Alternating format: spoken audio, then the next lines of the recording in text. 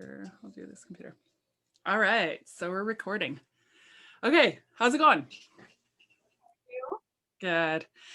Okay, I don't know if I can hear you quite super good, so you might just have to talk a little bit louder, but we'll try and see how it goes. Okay, so this is going to be like, I mean, I know a lot about you already and your story, but I think there's so much of it that so many people want to hear, especially the 12 days, but we're going to get to that last. So I want you to start by kind of telling me your family history, like your like growing up, your siblings, like your parents, like what they did, because I feel like that all factors into why you're doing what you're doing today. I was born right here in Edmonton, and I have basically lived in Spruce Grove for my entire life. Went grade kindergarten to grade 12 through the Catholic school system here in Spruce Grove, and the same school as my own kids are going to now. So it's kind of cool. Cool. My friends, so it's very straight. It's very and then a bunch of crazy things, lots of things. I joined the army for basic training for one summer, and I did. You did? Yeah. What? Yeah. How did I not know that? Oh my gosh. I did basic training just to see, honestly, just to see if I could do it. Of course you did. Did. But it was awesome. It taught me a lot for sure. I honestly think it should be something that's like mandatory, like it is in Switzerland. I just think I learned a lot. I think I was one of maybe 10 girls on the whole platoon, and we only graduated with 3 left. And wow.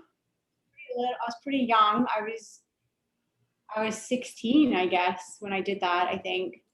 So yeah, that was pretty crazy. You're up at 3 a.m, running like 25K with a huge heavy pack on and a weapon hanging off your shoulder. Like, it was pretty crazy. I was pretty good actually with the weapon. You're not allowed to call it a gun, but I was actually pretty good. And so that was crazy. That taught me a lot for sure. Very cool. That explains, I think, a lot of how you are today. Like, holy cow, I can't believe I didn't know that. All right, keep going. I feel like there's a few more interesting things. My pilot's license when I was in grade 11, I think, between grade 11 and 12, I got my pilot's license. So that was also very cool. I wanted to be a pilot so bad. And my mom gave me like one of those personality tests. It tells you, fill out these hundreds of questions and this would be a good career for you. And pilot was like not on the list at all. And I was like, oh yeah, I'm going to be a pilot. So got my pilot's license, and I did quite a few like solo flights. I was taking up, my dad and taking up my friends, and we're just flying around. And then I started getting really intimidated when I would be flying into like an international airport. And I got so intimidated because, guess what the personality test said? You basically suck at math. And so air controllers would be asking me like things, and I'm trying to use a calculator on my lap with my maps and your altitudes and all this stuff. And so I started getting like really flustered. And then I went to England right after grade 12. I flew to England with 8 of my friends. And so I had to fly in England to keep up my pilot's license. So that was really interesting. I had to find an airport in the middle of, I don't even know where I was, and I had to keep up this certain amount of hours to keep my license valid. And their planes there are so different. Like they're honestly not, they weren't cared for as well. And they were like, but the pilot there was severely impressed on the stuff that I could do because their students don't learn that much. So that was really interesting. And then, I went to England for 6 months, and I was determined to get a job at Harrods downtown in London. And I went for an interview, and I did not get the job. And that kind of a little bit. And then my 6 friends, I guess, they took off and went to live little bit outside of London, and I was so determined to get a job at London. So I went back to the hiring place, and basically, yeah, I didn't fib my way through the interview, but I got myself a job. I got a job at Harrods, and I worked there for five months, and it was very cool. I loved my job at Harrods. Saved up enough money, and then took the last month off to travel all through Europe. And then I came home and kind of flopped around for a few months. And then my mom basically just said, I've registered you for the business program at NAIT. You start on Wednesday. Okay. I had no idea. I just did whatever. I just went. I had no idea what the business program even was. I had no plans really for my future. I had no like solid dreams or solid ambitions of I want that. I just didn't know. But obviously my mom could see it in me. So yeah, she put me in NAIT. Went there for 2 years, and then I met my husband after that, and I continued on and got my degree through the University of Lethbridge. So I did go down and live in Lethbridge for 2 semesters. Came back, and my mom said I was not allowed to get married until I was graduated. So I graduated in June and got married in July. And had my first baby 10 months after that, and we have 4 kids now. And my husband was in real estate for a while. I was started up a photography business, and then I started up another business called the Little Monsters Swap Meet, which brought together hundreds of vendors, thousands of shoppers. It was the largest indoor kids sale ever in Canada. So yeah, that was pretty cool for quite a few years. I think that ran 8 or 9 years. Cool. Construction behind me. No, that's okay. You guys are getting your floors changed, so I get it. It's okay. We'll make this work. So yeah, that's I guess my history. I have a sister and a brother, and my sister is a nurse at the NICU at the Stollery, and my brother is a realtor here in Spruce Grove. So we've all lived in the area basically all of our lives. Yeah. That is so cool. Like I thought, I mean, you and I have met before, like that one day we went for coffee all day or we were going for breakfast and we never left until we had to go get our kids from school.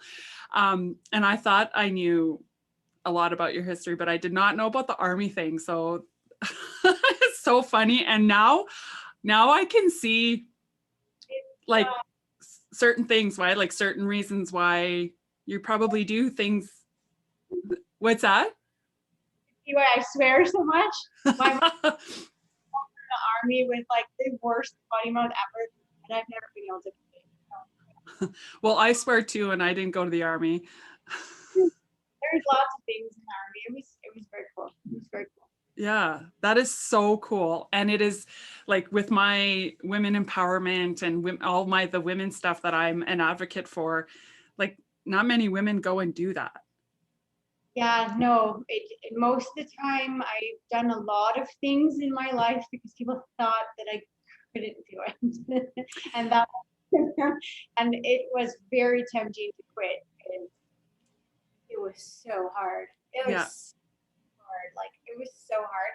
And then when you quit, you had to go and like you slept in like a different tent area for like a week or 2 until you got dismissed out. But like they would just be like sitting around, and then the rest of us over here were in like, you know, the push-up position for 2 hours just for like punishment, and the gravel would be like in your hands and your blisters, and you're so hungry. And yeah, it was crazy. It was very crazy. That's nuts. I kind of feel the same way you do though. When somebody tells me, oh, you can't do it or you shouldn't do it, no, watch me.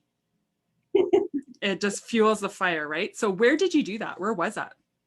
Wainwright. Actually, it wasn't very far. Just in Wainwright. Yeah. You're lucky enough to have a base right here. So. Okay.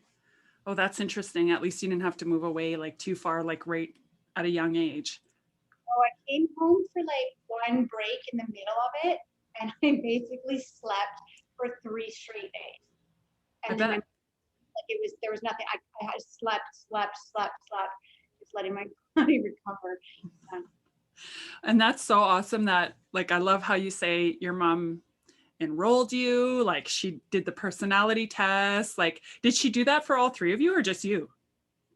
Oh yeah, all three. And I will probably do the same for my children. Although I can already kind of tell where they're headed, and I will be pushing them big time. Yeah, they don't. Yeah, they probably will slack off. Like we did their playtime. Yeah, she pushed us for sure. She definitely did. So did my dad. Yeah. That's awesome. Okay, so it kind of cuts out a little bit. So just if you see me not talking, it's because when I talk, it seems like then I can't hear you. So just FYI. So when I ask you a question, I'm just going to let you go, even though I want to laugh my brains out. But because a lot of this is making so much sense, and I'm sure you have some freaking awesome stories about those army days. So I guess we'll just have to say those for another day. But okay, that's so cool. Your family is very much then from this area. You've been part of this community forever. So you started the photography, you did the monster swap, and then now you are in the beef jerky business. So I also want to acknowledge too, like your Trevor is very much a big part of it, obviously. But of course, I'm part of my brand being the women thing. That's why I'm interviewing you. So tell me how did it start? How did you even think to start it? Tell us about the process, how hard it was, and how you got to kind of where you are right now. Because I know it's like good stories. It goes back to that perseverance. So like, obviously, no doubt you didn't get that from the neighbors. You got that from your parents. And that's why I like to ask about how you grew up, because that's a huge influence on where you're at today. So yeah, let us know like how you started, the idea, and then how you got to where you are today. The Wilhauk Beef Jerky shop or company, I guess, actually started about 50 years ago with Trevor's grandpa. And Trevor's grandpa started it in Leduc with his sons. And then they were a full butcher shop, kill floor, roast steak, all that stuff for years and years. Grueling work, so hard physically, so difficult. When I met Trevor, his dad was, still in the business with his brother, Uncle Alec. So Norm and Alec basically were running Wilhauk Beef Jerky when I entered into the family picture. And Norm, hardworking. Oh my gosh. Like I remember it'd be like family dinner on Sunday night and they would have to leave because they have to go to the shop. They got to take out the product for tomorrow. They got to make sure everything's clean. Everything's ready for Monday morning. And I don't really know. So then years went by. Trevor was in real estate with my dad, and I was doing the photography in the monster swap business. And then one day my dad just said to me, "Hey, I'm going to build a building downtown Spruce Grove, and if you don't open up a Wilhauk Beef Jerky store in there, I'm going to." And I was like, "Oh, that's kind of a good idea." Just never, honestly, it was my dad that put the whole entire idea into our heads. He has been an entrepreneur his entire life. And then at this point, the Wilhauk Beef Jerky store is now run by Uncle Alex's son, Trent. So my father-in-law was already out of the picture. He's already retired, and Uncle Alec has passed away. So the shop is being run by our cousin, Trent Wilhauk. And so we went and spoke to Trent and to Norm. We called in Dad, we called in all the dads, of course, and just said like, "Hey, what do you think if we open up a franchise here in Spruce Grove?" And it took at least 2 years. I think it was about 1.5 to 2 years from like the idea to the door opening. And wow. It was insane. It was so hard. Dang it. It was so hard. Like we had no idea what we were doing. So first of all, the building was being built and we've never built a building. My dad's never built a building. And then we have to get like permits and lawyers and engineers and products, and everything was delayed. So many delays all the time. And so, yeah, it took a long time to finally get to the point where we could open. And then So quick question. What is harder, the army stuff or this process? The army. I think I don't know. They're both like mental games. Really, it's just a mental game. You can do it, but it's just a mental game. I guess the shop was hard because you had to wait so long. I'm super impatient and just, be dealing with banks and trying to get loans, and we were selling everything. Like the smoker alone was like $100,000. Well, there goes the RV trailer, there goes the rental. Like we were just trying to find money and do business plans. And I don't want to do a business plan. I just want to open. Like I just very much like I just wing it. I just do it. I don't actually. I think that's something that I doubt it a lot of people don't know. Is all the sacrifice that you guys had to do and everything that you have had to sell, the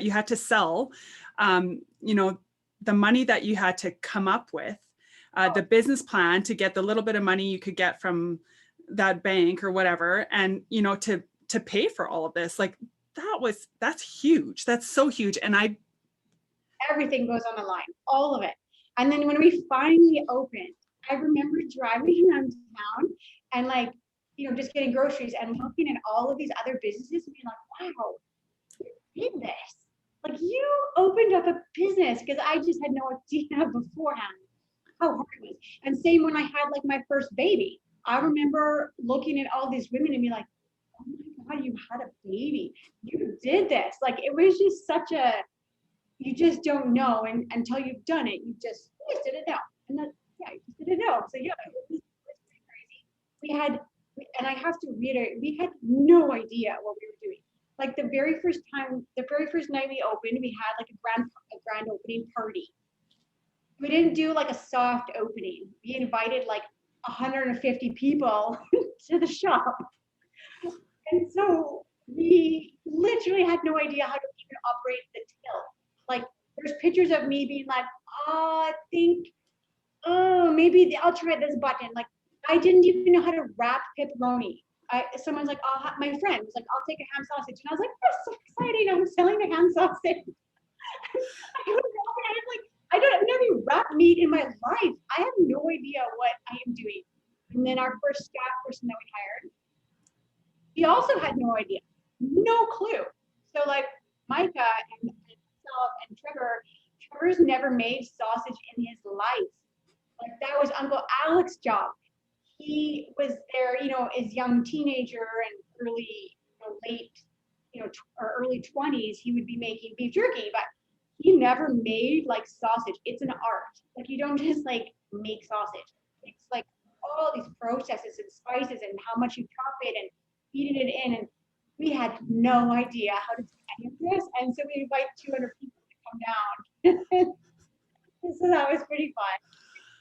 That's kind of how we roll. And we just wing it all the time. We just go all or nothing. All the time. Well, and it kind of I listen to so many podcasts, and I think what's so awesome is that you did it without having to perfect it. So done is better than being perfect, right? So you got to start somewhere.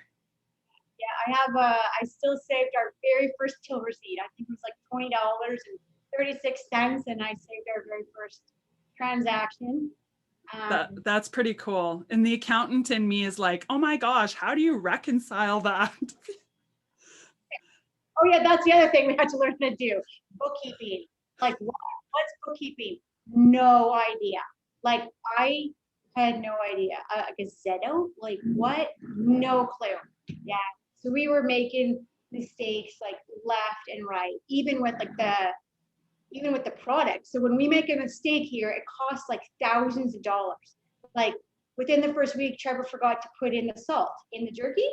So all the jerky just went straight black, like as black as midnight. It's like you can't sell this black beef jerky, like you couldn't even sell. So there goes like $2,000, boom, into the garbage bin. Just things like that, like you learn really fast. Yeah, I bet, especially when you make a very expensive mistake. Yeah, and they all seem to be very expensive. Okay. So that's interesting though to say, like, so beef jerky obviously needs salt and that's why it doesn't burn.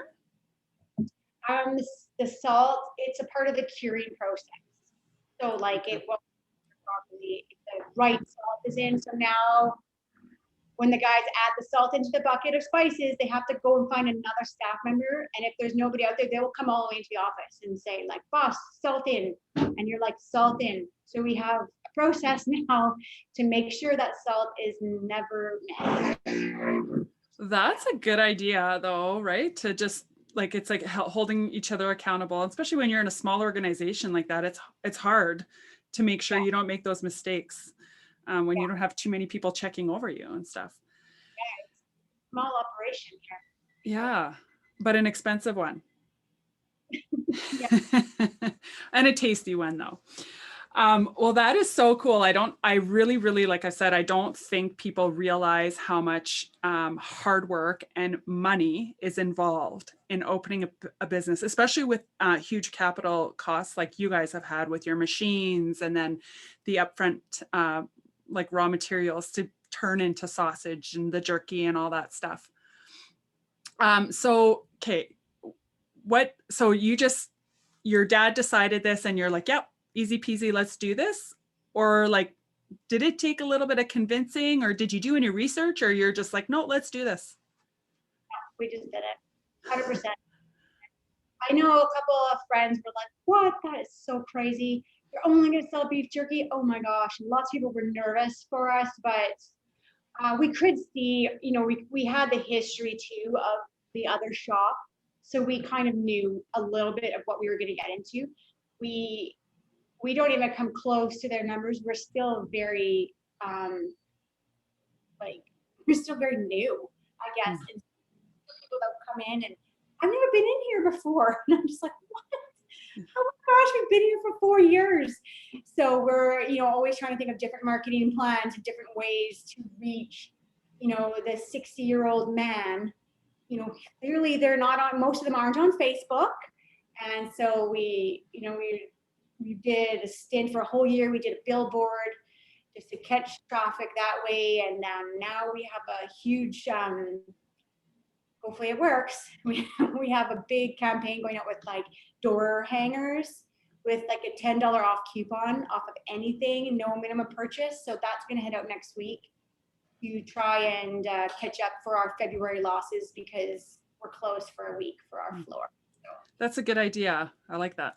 I think that's awesome because you're right. You're the majority of your customers are not checking Facebook and Instagram and doing all those things in terms of probably your male customers, maybe more your female customers. But so then so you're in high school and you're thinking, okay, I know you wanted to travel, but are you like, yeah, I'm going to have a business one day? So what was it going on in Amanda Wilhauk's brain in high school thinking this is what I want to do or what am I going to do? Yeah, I was still kind of stuck on the pilot thing. After that, I guess I was a little bit interested in marketing once I got into NAIT, and you could be like into marketing or accounting or business management. I kind of was interested in the marketing. I did get a job at a company called Weatherford, and I worked in their human resources. So I did a lot of HR and a lot of payroll. And it all mostly taught me that I don't want to work for somebody else. I feel the exact same way.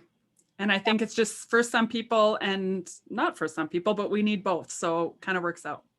And it's like a process, right? Like, I think my mom said once, everything that you've done in your life up until now is what you needed to happen in order to run this company. And exactly. Years ago, Trevor's dad basically, offered us a spot in the Leduc shop. And I was like, what? No, wait, you're not driving to Leduc every single day. That's the craziest thing I've ever heard. And now I'm like, oh, whoops. Like totally should have, looked into that, but we just weren't ready. We weren't ready. And so it wasn't even something that I could comprehend. So it was a no. So everything that, you know, led up to us, including like running the monster swap and running crowds and marketing that way and just learning, yeah, at my own pace, I guess. Yeah. Well, clearly you are a risk taker, which kind of comes with being an entrepreneur, I would say. So how has, and I mean, obviously the risks you've taken, I think have all been really good ones, and to see where you are today. And we're going to get to this 12 days right away because that is, I'm so intrigued, and so is everyone else. But just tell us a little bit how COVID has affected you guys, or has it been better? Has it been a blessing? I mean, I like to try and find the blessing in it. I know it's so hard to do that, but how has it affected you guys? So at first, obviously, it was like everybody else, scary as hell.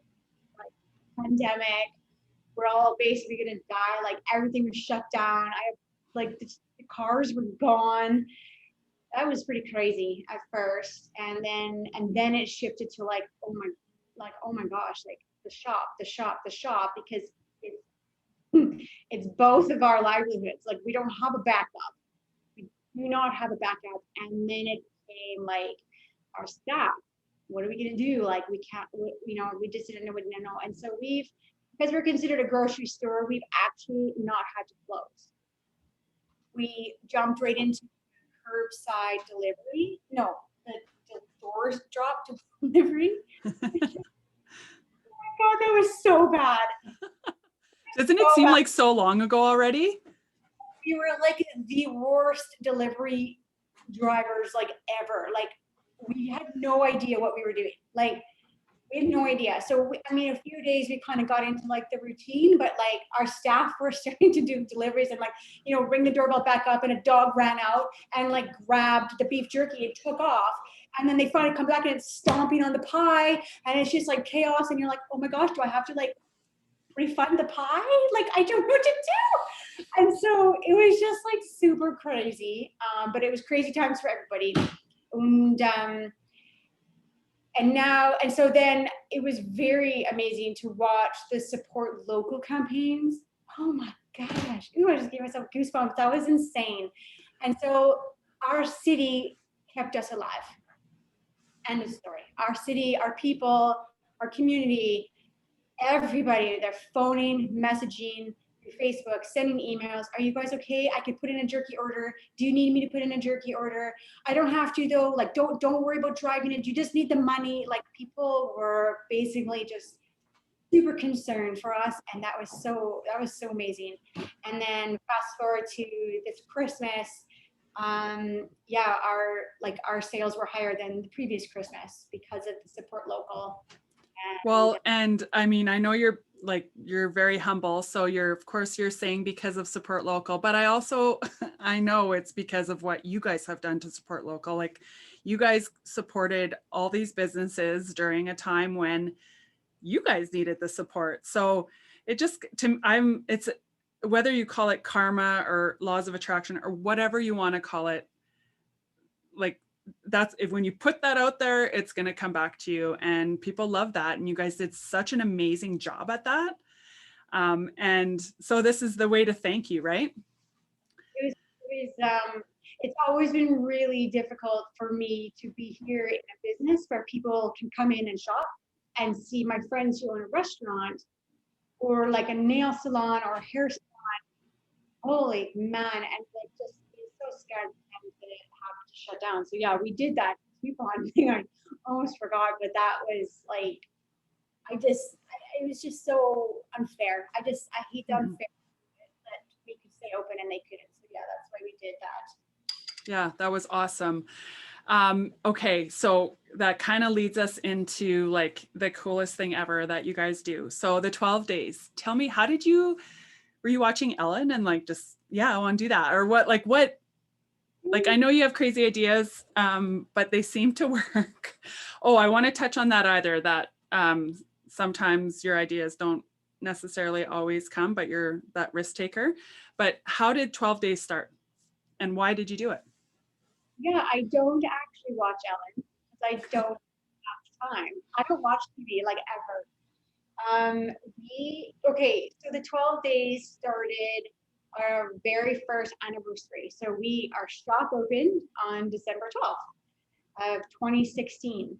And so as we were approaching our first anniversary, I was so in shock that people were coming into our store and buying beef jerky. Like, it blew my mind. Like, I couldn't believe people were shopping with us, and we made it. We were making all of our loan payments back, to the bank, and we were alive. We were paying our own mortgage. We were making, we were doing okay.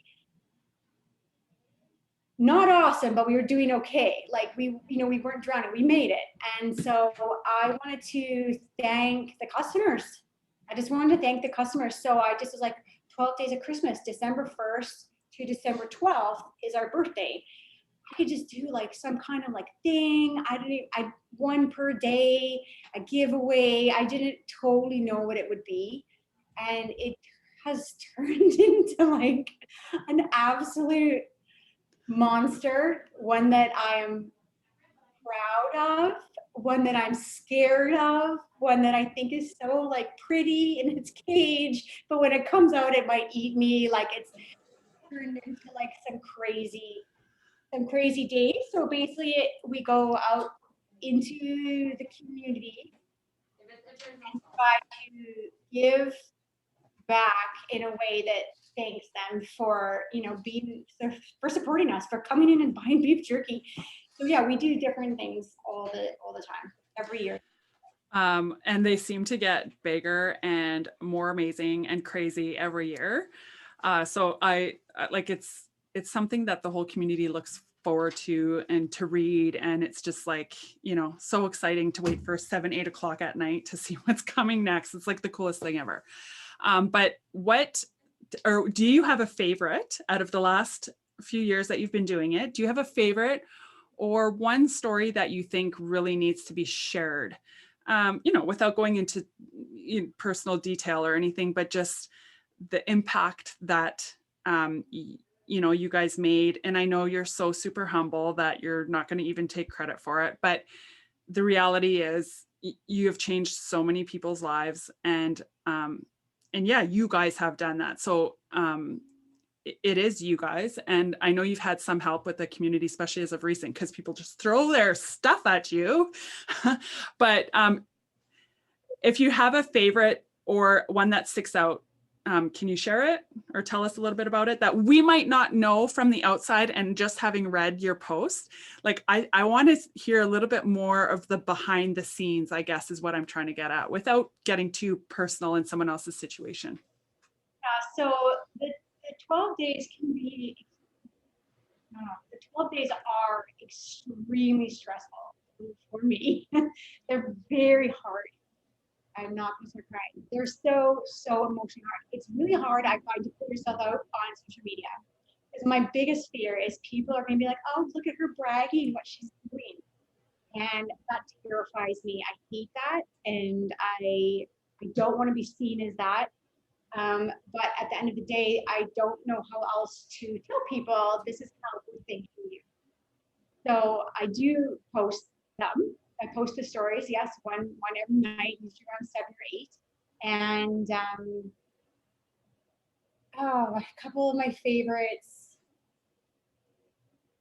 I guess probably the biggest one we've ever had was the one that we just had, was our December 1st family of this year. So we had a teacher message me last year saying there was a girl in her class, young girl, that was washing the family's clothes in the bathtub. And I didn't do anything about it at that point because we were in the middle of the 12 days of the year prior. And I was like, oh my gosh, everything's booked. Like, I have like 50 seniors getting on a bus and we're going to see Christmas lights, and like I can't cancel that in order to help. Like, I didn't know what to do. I get very overwhelmed because hundreds of messages come in, hundreds of phone calls and emails all the time during the 12 days. Hundreds and thousands of people basically just want to talk to us or want to help. So I let it simmer, the situation, for a year, and I've always regretted that. I should not have let it go that long. And so anyways, we ended up reaching out this year. We found this family through the school, and we reached out to them and said, hey, we'd like to help you with a few things. Can you come on and we could meet you? And the dad brought the two kids in, and I couldn't help it and offered a job to this young girl. And a few days later, we took her shopping to the mall. And I was like, we're going to buy everything. We're buying everything. Whatever you want. I don't care. Makeup, underwear, feminine products, clothes, shoes, pack-sex, jackets, snow pants, everything. But it became very apparent that she can't, even if we bought her all those nice things, she can't wash them. They don't have a car. She doesn't have a mom to help her with these kinds of things. We went and did a house visit, which was not in the plan. The plan was just to buy her clothes. Once we went to the apartment, we discovered that the situation is way deeper than I've ever seen in my life, ever. It took us probably about 5 hours and 14 bags of garbage, and we still hadn't even dented it. And suddenly it just became it just started snowballing. And I had people from around the country sending us money to help this girl, and they still don't know her actual situation. They still don't know. They only knew about the bathtub and the clothes washing.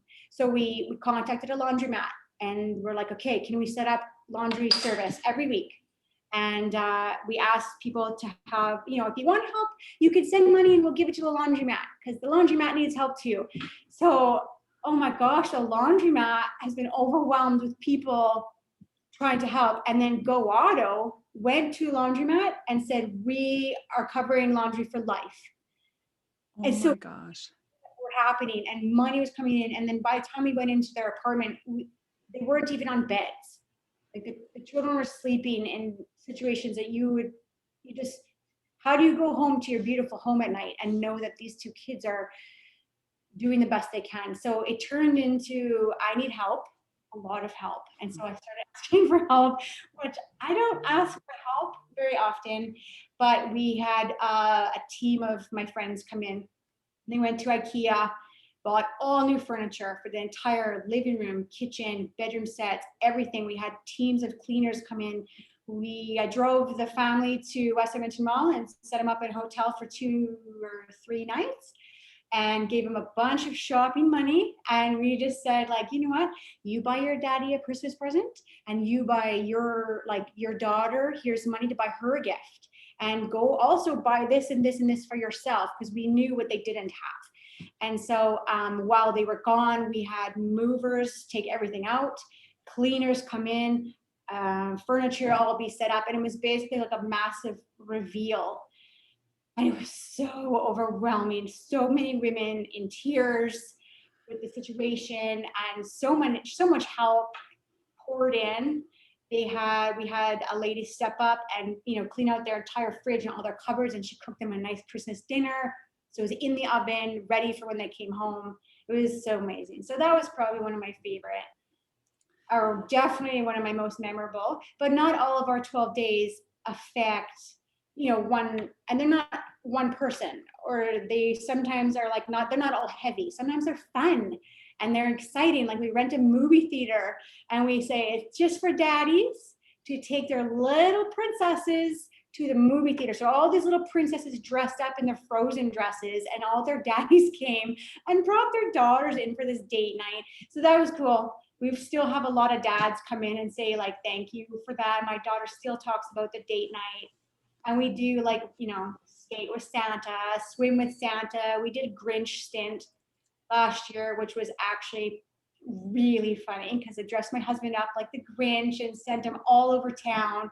He had to go to gymnastics and a Christmas concert at a school, and that was awesome. Like that was so fun.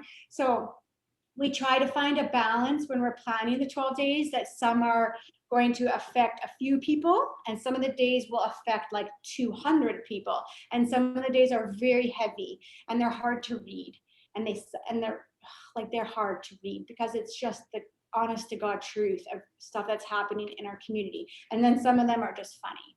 So we try to find a balance.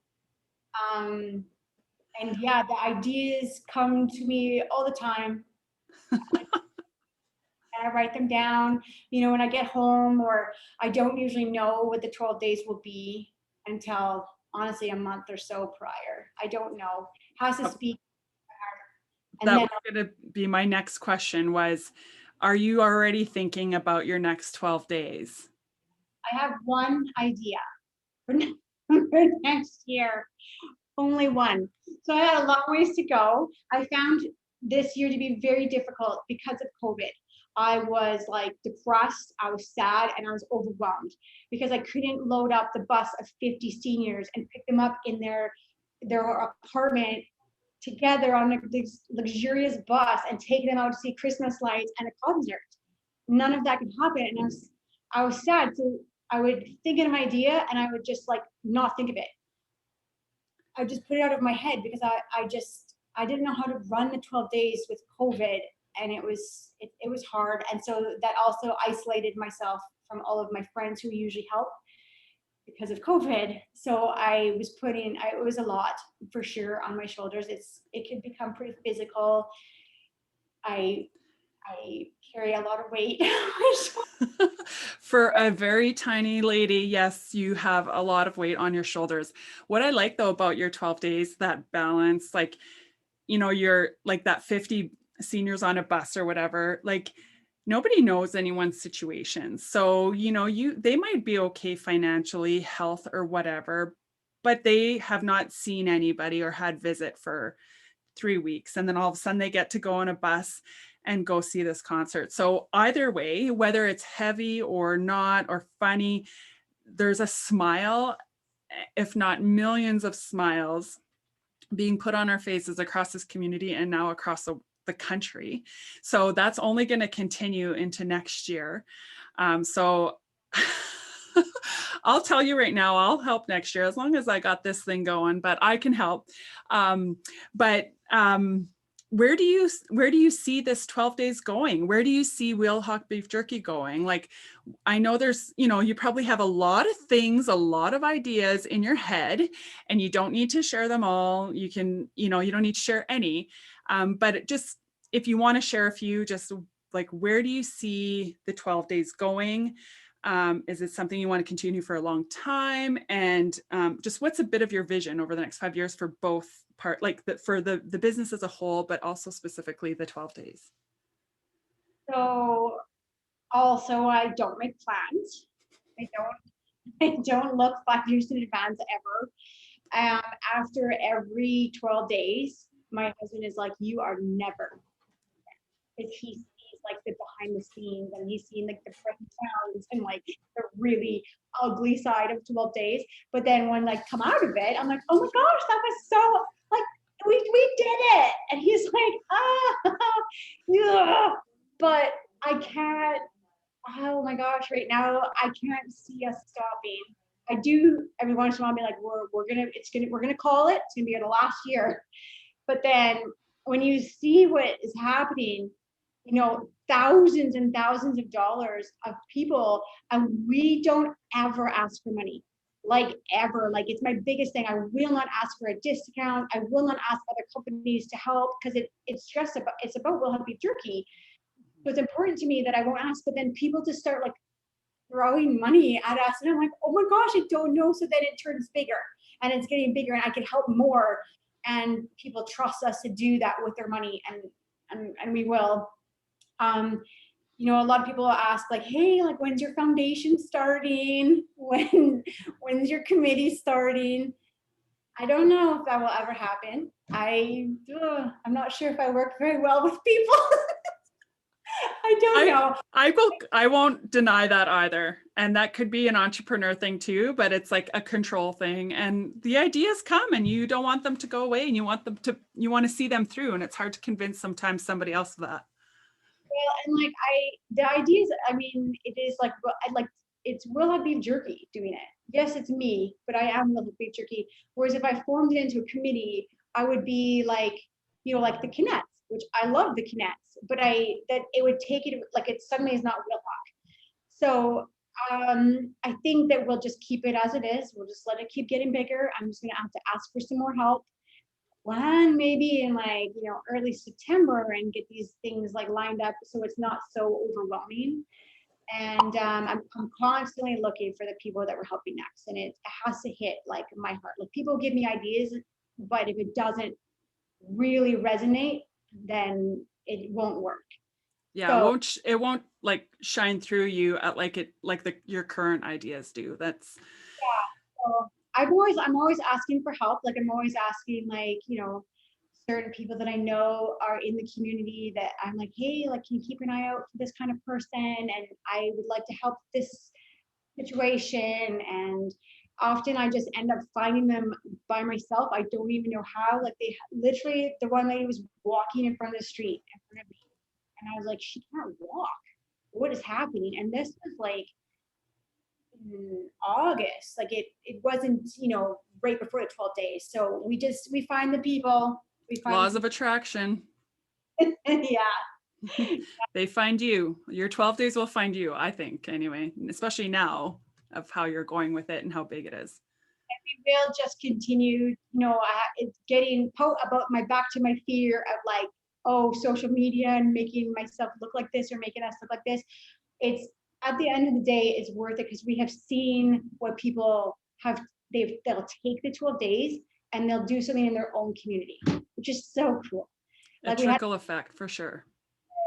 A grade 5 teacher in Lloydminster read out our posts every single morning to her grade 5 class. And I was so stunned. I was like so amazed by that because that's what I want. It's just like more kindness, spread it. And people who were like, we want to give to the seniors. How can we do that? And I'm like, you know what?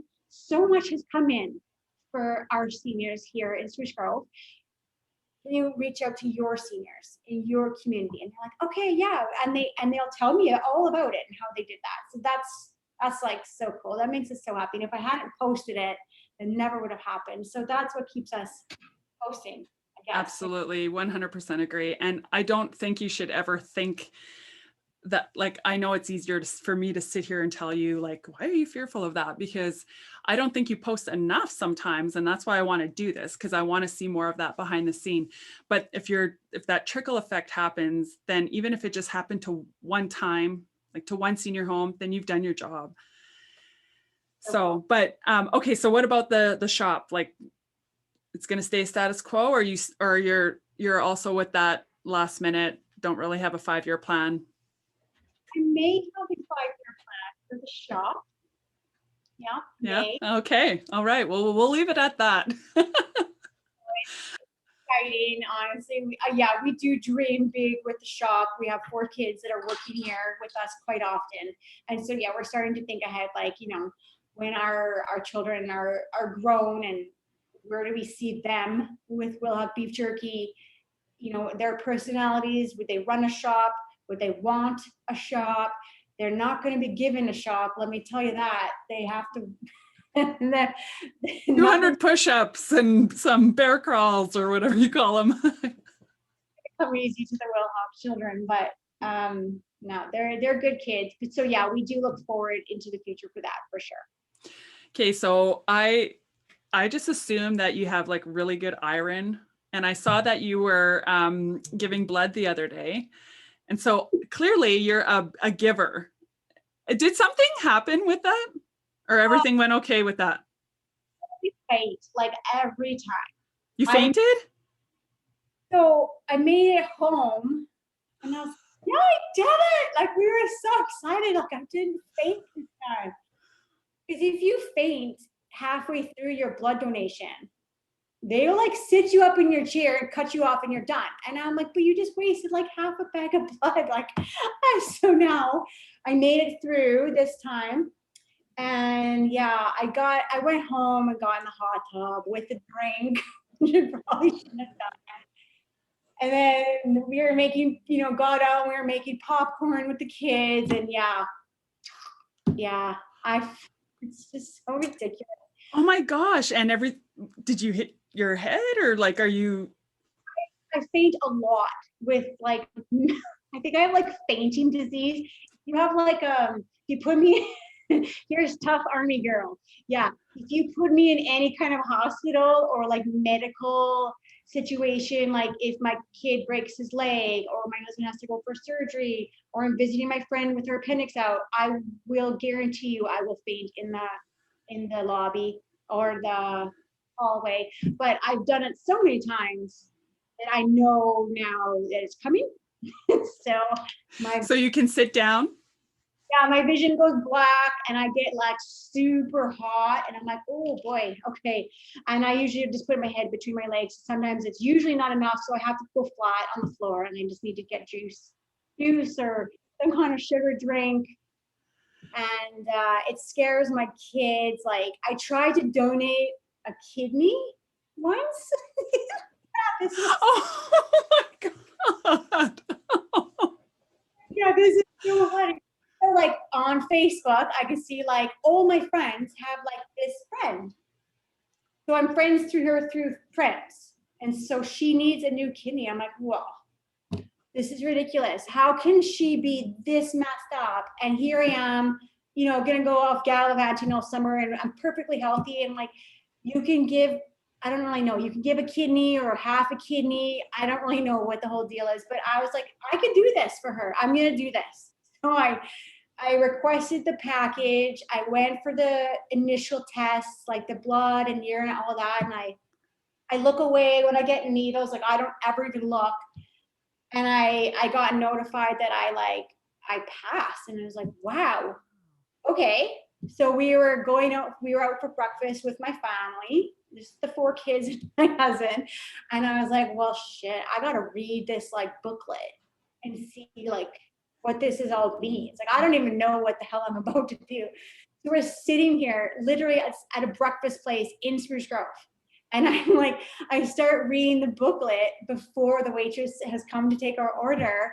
And I could feel myself getting like super sick. I'm like, ugh, they're gonna cut through like muscle and like how to freeze you. And like, I'm like, okay, this is fine. I'm like, I'm just gonna go to the washroom. I'll be right back. Yeah, so I get to the hallway and I faint. And then Trevor comes looking for me and he's like, what the hell? He's like, you are not donating a kidney. You can't even read the pamphlet without fainting. Oh my gosh.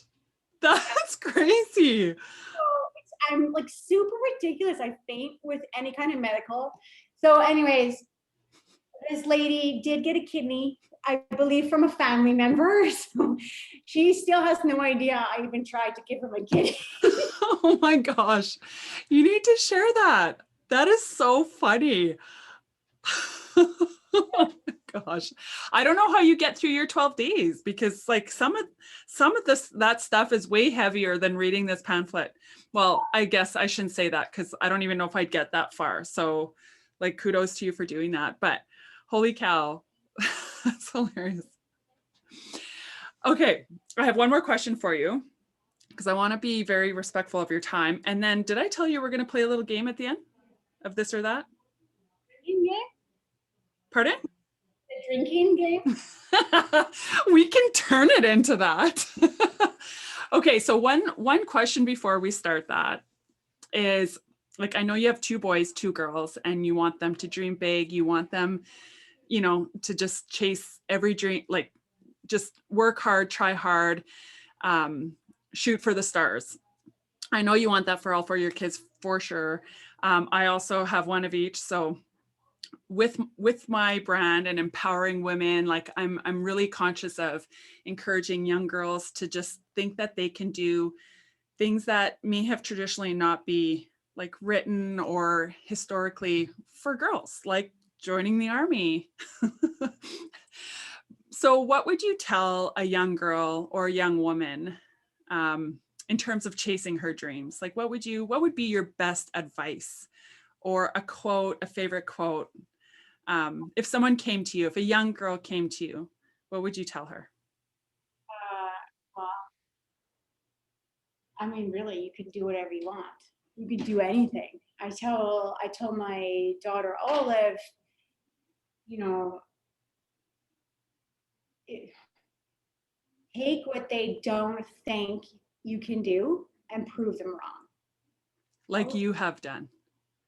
You can do it. It's all in your head. It's up to you. You can do it. You can That's do it. awesome.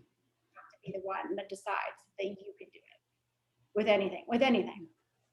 That's awesome. I love that. And I probably don't say it quite in those words, but I 100% agree and would tell anybody my thing is dream big and you can do anything you want to do. And I tell both my kids that, except my son's like, okay, well, I'm going to quit school in grade 10 and become a YouTuber.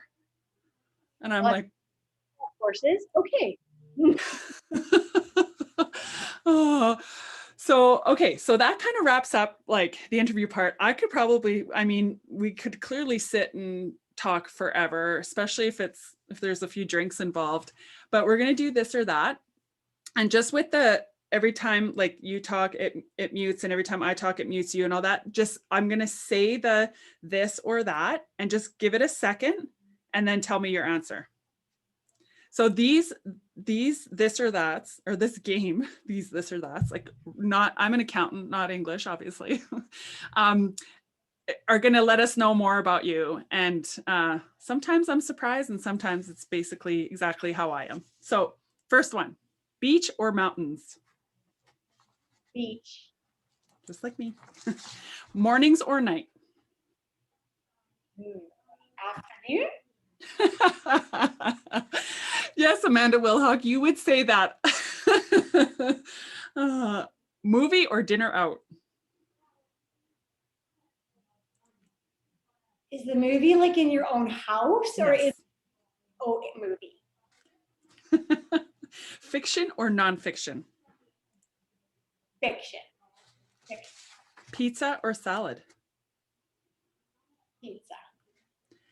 Flying across the world exploring a new country or the family cottage? New country. I figured that. Big party or small gathering? And I think I know this one. We didn't even talk about your big party. I should have talked. I should have talked about that next time. Okay.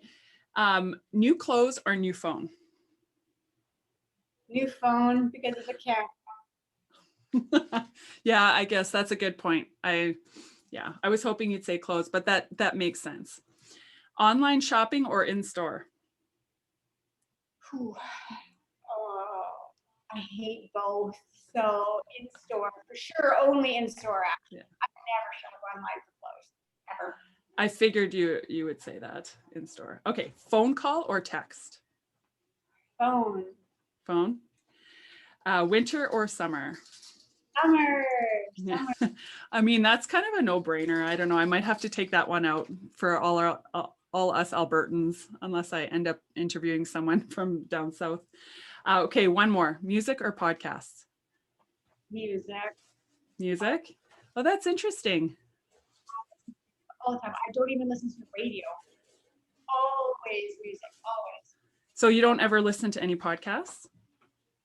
On a long drive, we will with my family, but no, not just driving. Always music, loud, soul music. I love it. Awesome. Okay, well, that's a wrap. So I can't wait to have you have your makeover. So we're just going to wait for the salons to get caught up in their backlog, and then we'll book a date and get you made over and then get you an outfit. And I can't wait. It's going to be so exciting. It's going to be so much fun. And thank you so much for giving me an hour of your time.